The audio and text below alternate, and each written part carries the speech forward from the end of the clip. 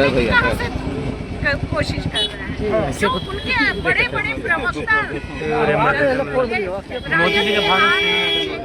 पढ़ पढ़ के, वो भी इसलिए पढ़ पाए हैं कि जदयू की सरकार थी और वो महिलाएं जा पाई तक पढ़ने के लिए, वरना वो भी घर में चूल्हा चौकी करते रहती और हम लोग भी घर में चूल्हा चौकी करते रहते। एक समय था कि मैं स्वयं नियति मान के 4 साल तक घर में हाउसवाइफ की तरह रही, लेकिन नीतीश जी के सरकार आने के बाद बदलाव आया जिंदगी में और फिर लगा कि नहीं, अब हम सुरक्षित हैं, अब हम बाहर निकल सकते हैं और कार्य कर सकते हैं। क्या करती हैं आप?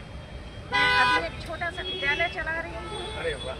और सच में नीतीश जी का, माननीय प्रधानमंत्री जी की मैं बहुत बहुत आभारी हूँ कि हम महिलाओं को इतना सुरक्षा उन्होंने प्रदान किया है। एक सवाल और मुझे बता दीजिए, बच्चे पढ़ाई कर रहे हैं, सारी चीजें हैं, लेकिन उनके रोजगार के लिए क्या बिहार सरकार काम कर रही है? कुछ साधन जनरेट किए जा रहे हैं? देखिए, रोजगार गड़बड़ाया कहाँ से, पहले इस मूल को खोजिए। हाँ। रोजगार गड़बड़ाया है जब शिक्षा का स्तर लालू जी के समय में बहुत गड़बड़। अच्छा, उसको बता दीजिए थोड़ा अब शिक्षा का स्तर इतना गड़बड़ हो गया था कि मैं स्वयं भुक्तभोगी हूँ। हमारे समय में इंटर की परीक्षा दी जाती थी तो कुछ लोग आते थे, चाकू घोंपते थे डेस्क पे और तब एग्जाम देते थे। वैसे लोग अगर आज रोजगार ढूंढेंगे और कहेंगे ये 45 साल के हो गए, 40 साल के हो गए, हम बेरोजगार हैं, तो डिग्री से नहीं मिलती।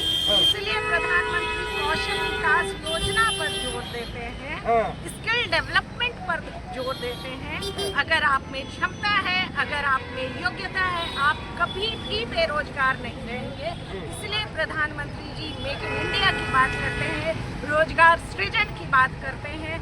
आप देख लीजिए, कोई भी अगर शिक्षित व्यक्ति जो शिक्षा का सही महत्व जानता है, जिसने शिक्षा सही मायने में कर चुकी है, जो सिर्फ पढ़ा ना हो, जो सिर्फ डिग्री ना लिया हो, बल्कि उससे सीखा हो, वो आज बेरोजगार नहीं है। तो मैं कह सकती हूँ कि आने वाले समय में जिस तरह से प्रधानमंत्री जी ने PM श्री विद्यालयों को चलाकर शिक्षा के स्तर में सुधार किया है, तो निश्चित ही कह सकती हूँ कि आने वाले समय में रोजगार के नए अवसर बनेंगे और निश्चित ही